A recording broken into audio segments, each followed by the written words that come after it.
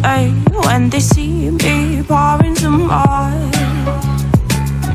Oh, then gets empty again. Better fill it up before I go. Cause I'm loving it, feeling it, touch me and being it. See what I see in it, I'm typical. Messing around with it, mix it up, go with it, flow with it, let it all go. Oh Lord, think you know what I'm like, but you don't fall, you lose control. Ya, kembali lagi di channel 69. Mantap. Ya, pada video kali ini saya akan membahas sebuah hewan air. Nah, ini yang sangat kecil-kecil ini. Ya, kalau kalian masih belum tahu namanya, ini merupakan Daphnia magna ya, atau kutu air raksasa. Jadi Daphnia magna ini merupakan salah satu pakan terbaik untuk ikan cupang dan ikan gupi. Di tempat saya ini masih belum banyak yang mengembang biakan. Nah, jadi cuman beberapa aja di tempat saya. Saya dan teman saya aja yang masih mengembang biakan Daphnia magna. Ya, bagi kalian yang masih belum tahu, Daphnia magna ini termasuk dalam divisi Arthropoda ya. Jadi divisi Arthropoda ini merupakan divisi yang terbesar dalam klasifikasi hewan gitulah. Arthropoda ini termasuk seperti laba-laba, udang dan lipan. Kalian kalau lihat ini Daphnia magnanya gerombol-gerombol ya, ada yang besar, ada yang kecil juga. Daphnia magna ini tersebar di daerah tropis. Nah, cocok nih untuk Indonesia nih, kan Indonesia juga masuk daerah tropis, hangat-hangat gitulah. Untuk selanjutnya kita mau bahas Daphnia magna lebih detail. Kita lanjut ke sketsanya aja, karena kalau kalian lihat langsung kayak gini, ini gak terlalu jelas ya bentuk-bentuknya ya.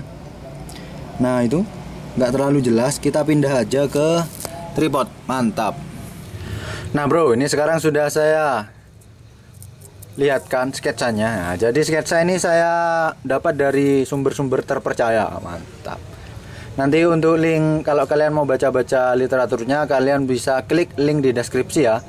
Nanti saya cantumkan link untuk jurnalnya. Ya, seperti yang kalian tahu, Daphnia magna itu tadi kan bentuknya masih kecil-kecil ya. Nah, ini sekarang saya sudah bikin sketsanya yang agak besar, supaya kalian itu lihatnya bisa enak, bisa lebih detail juga.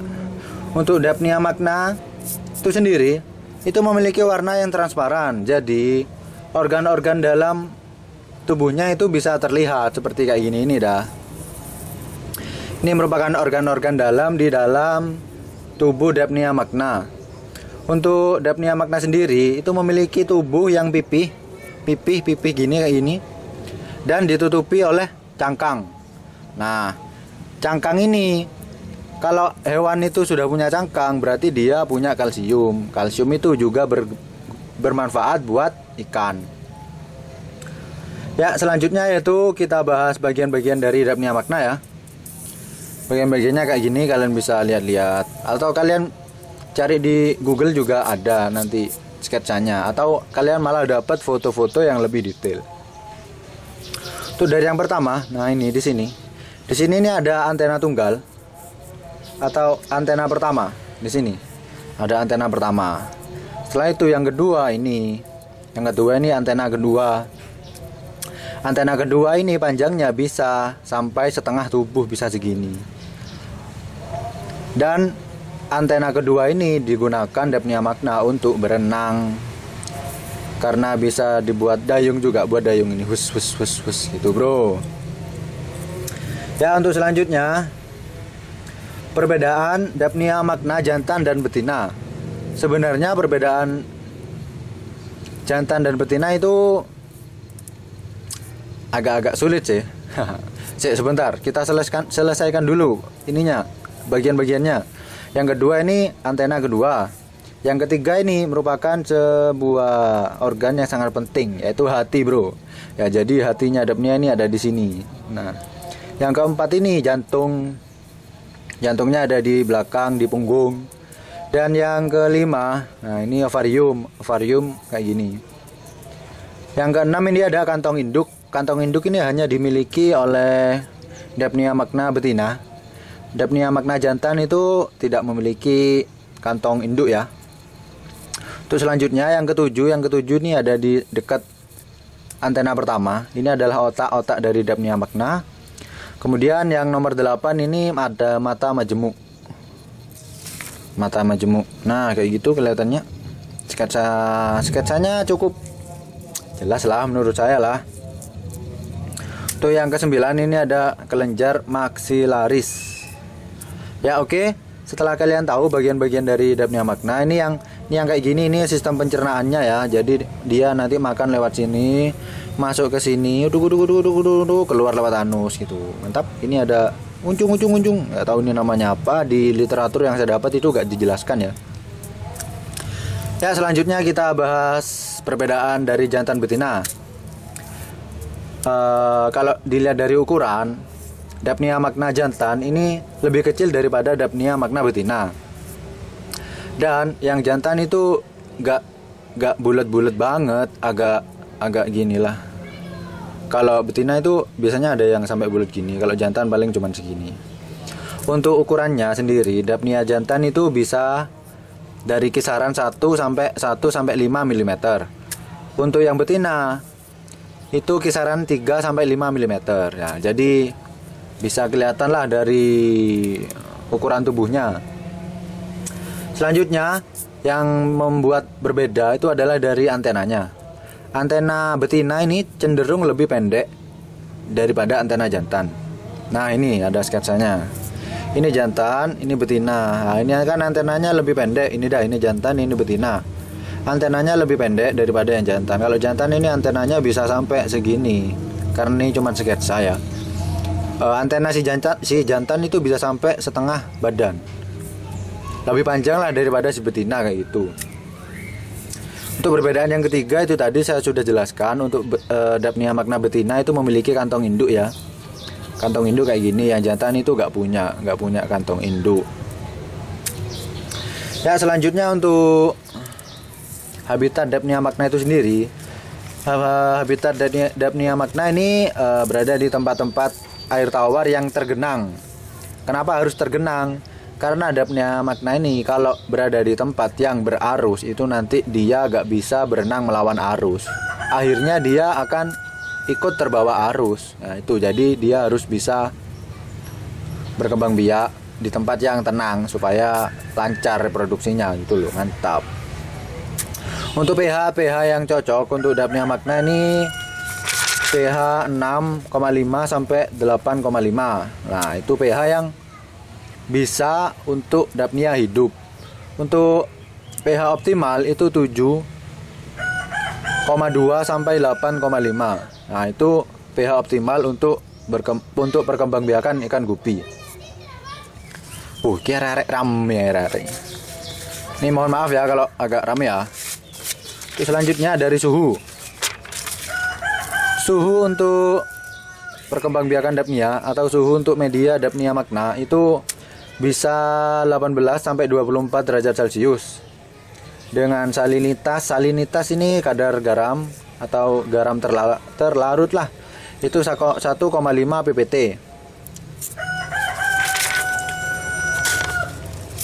Agak panjang ini masih, sabar. Untuk selanjutnya, ya ini kita sambil lihat-lihat Daphnia magna aja biar kalian gak bosen. Nah, itu di sana banyak ya. Untuk selanjutnya, untuk konsentrasi oksigen terlarut di dalam air itu harus di atas 3,5 mg per liter ya, supaya Daphnianya bisa berkembang biak dengan baik dan Daphnianya juga bisa sehat. Dan kandungan amonia itu berkisar antara 0,35 sampai 0,1 ppm. Kalau kalian masih bingung-bingung, nanti kalian bisa baca jurnal yang saya taruh di deskripsi ya. Linknya saya taruh di deskripsi. Nah, untuk makanan sendiri Daphnia magna ini biasanya bisa makan bakteri ragi dan alga yang bersel tunggal, dan juga dia biasanya makan bahan-bahan organik terlarut. Untuk makanan terbaik Daphnia magna, nah kalian ini bisa lihat di depan ini merupakan air hijau. Ayamnya men gak bisa diam men. Ini merupakan air hijau yang akan menjadi pakan Daphnia magna. Yang nantinya akan jadi pakan Daphnia magna karena alga hijau ini merupakan pakan terbaik untuk Daphnia magna. Nah, ini pakan yang saya pakai kayak gini. Jadi air hijau yang sudah saya produksi. Untuk Daphnia yang berukuran 1 mm, dia itu bisa menyaring makanan dengan ukuran 20 sampai 30 mikrometer. Sedangkan Daphnia yang berukuran 2 sampai 3 mm itu bisa menyaring makanan dengan ukuran 60 sampai 140 mikrometer. Ya bro, saya pindah lokasi bro karena di tempat yang tadi itu banyak ayam bro. Nah, dia gak bisa diem dia. Ya, untuk selanjutnya kita masuk ke siklus hidup Daphnia magna. Nah, ini di sini saya sudah kasih sketsa untuk siklus hidup Daphnia magna. Untuk Daphnia magna itu sendiri, dia itu bisa berumur sampai 34 hari ya. Jadi setelah menetas sampai dia 34 hari, itu dia akan mati. Dan kegiatan reproduksi akan diteruskan oleh anak-anaknya. Dan dalam satu kali beranak itu Daphnia magna bisa sampai sekali beranak itu sekali brojolan itu bisa menghasilkan 39 ekor Daphnia magna yang baru. Nah, itu jumlahnya itu mengikuti kualitas air dan ketersediaan pakan juga. Nah, selanjutnya kita bahas mengenai Daphnia magna, siklus hidup Daphnia magna. Nah, di sini ini sudah saya kasih sketsa. Jadi, awal mula Daphnia magna itu biasanya dari telur. Kalau kalian kultur Daphnia magna dari Daphnia magna yang kalian beli, itu berarti kalian mulai dari sini. Nah, kalau kalian beli telur, kalian mulai dari sini. Saya jelaskan dari telur dulu ya. Jadi, telur Daphnia itu bentuknya kayak gini ya. Nah, nanti saya lihatkan contoh Daphnia yang membawa telur kayak ini. Ini telur Daphnia magna nantinya akan menetas menjadi Daphnia magna remaja. Daphnia magna yang menetas dari telur itu jenis kelaminnya betina semua ya. Kenapa betina semua? Nanti akan saya jelaskan. Daphnia magna yang netas dari telur jenis kelamin betina, setelah itu dia akan menjadi Daphnia magna dewasa. Daphnia magna dewasa ini bereproduksi dengan dua cara, aseksual dan seksual. Nah, untuk yang aseksual, Daphnia magna ini setelah fase remaja ke dewasa, dia akan memproduksi telur-telur sendiri. Nah, ini telur-telurnya akan memproduksi telur dengan sendirinya dengan reproduksi aseksual itu tadi. Nah, telur-telur yang sudah diproduksi nanti akan berada di kantung induk yang ada di sini. Nah, ini kantung induk. Itu akan berada di sini setelah cukup umur. Nah, nanti telur-telur ini akan menetas dan keluar lewat sini, akan keluar dari tubuh induknya dan mereka akan menjadi individu baru kayak gini. Menjadi individu baru kayak gini, jadi Daphnia magna remaja betina. Nanti akan jadi Daphnia dewasa betina lagi. Nah, ini akan terus seperti ini. Nah, syaratnya kalau kalian ingin Daphnia magna terus seperti ini siklusnya, itu kebutuhan makanan dan oksigen itu harus tercukupi. Jadi di dalam wadahnya itu kebutuhan oksigen dan nutrisinya itu harus terpenuhi. Nah, jadi bisa terus kayak gini, lebih singkat siklusnya. Tapi Daphnia magna itu bisa menghasilkan Daphnia magna jantan ketika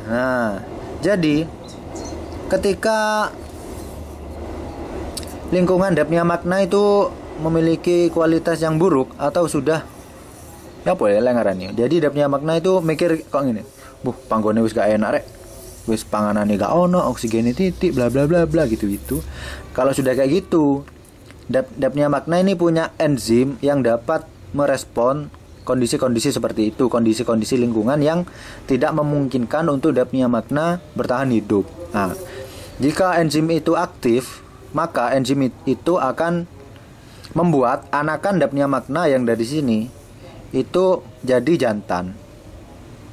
Nah, asal usulnya Daphnia jantan itu dari sana karena ada lingkungan yang tidak sesuai dengan dapnia makna gitu loh. Setelah itu timbul nih dapnia makna remaja jantan.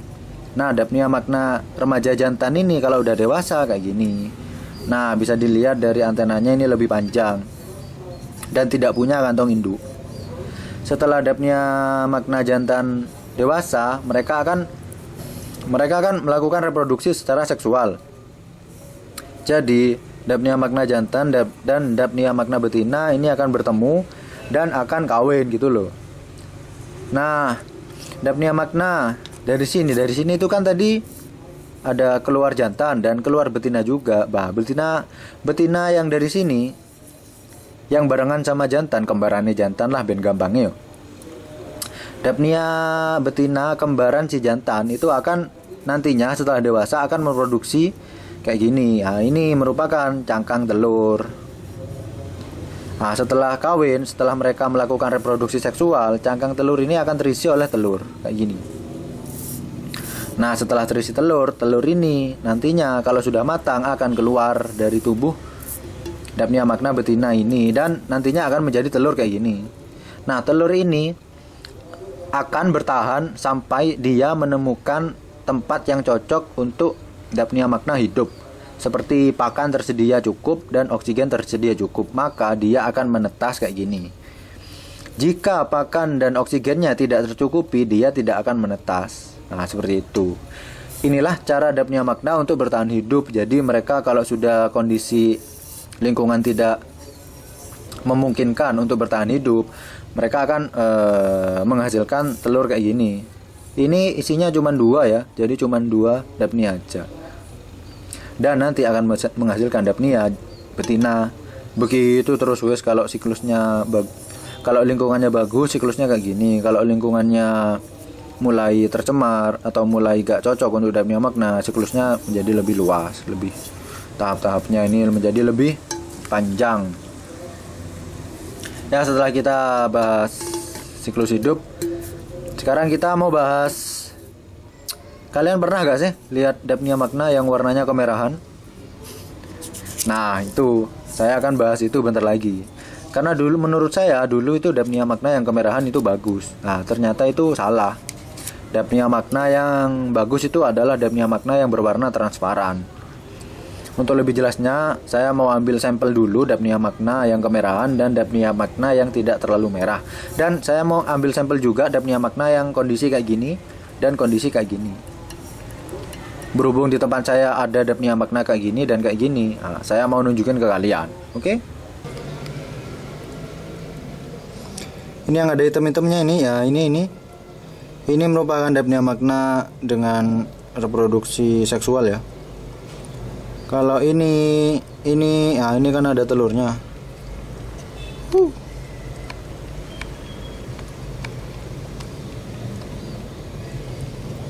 Nah, ini ada telurnya nih. Ini aseksual, ini juga aseksual. Nah, ini gak bisa ngezoom lagi ya, udah maksimal segini ya. Ini juga aseksual. Kalau seksual itu kayak gini, hitam, ini hitam. Ini hitam juga. Nah, ini. Nah, ini yang jelas. Ini dapnia makna seksual. Ini aseksual. Ini seksual, ini aseksual. Itu mata majemuknya kalian bisa lihat ya. Sistem pencernaannya juga kalian bisa lihat. Nah, dia itu masih gerak-gerak. Nah, kan ini saya sudah ambil 2 sampel dapnia yang berbeda warna ya. Nah, kalian bisa lihat itu warnanya udah berbeda. Yang ini jauh lebih merah ya daripada yang ini ya. Nah, kalau kondisi kayak gini kalian bisa nentukan deh. Nah, ini yang sehat daripada ini. Ini yang lebih sehat daripada ini. Nah, sekarang saya mau nunjukin ke kalian dapnia makna yang membawa telur. Nah, kalian lihat dapnia makna yang ada hitam-hitamnya itu. Kayak mana ya? Itu loh. Nah, ini yang pokoknya dapnia makna yang punggungnya berwarna hitam. Nah, itu merupakan dapnia makna pada fase ini. Nah, ini pada fase ini ya. Jadi dia itu hasil reproduksi seksual yang hitam-hitam itu. Nah, kalau kalian lihat yang ini, nah ini, nah ini, tuh kelihatan nggak? Oh, udah gelem menang, Rek. Nah,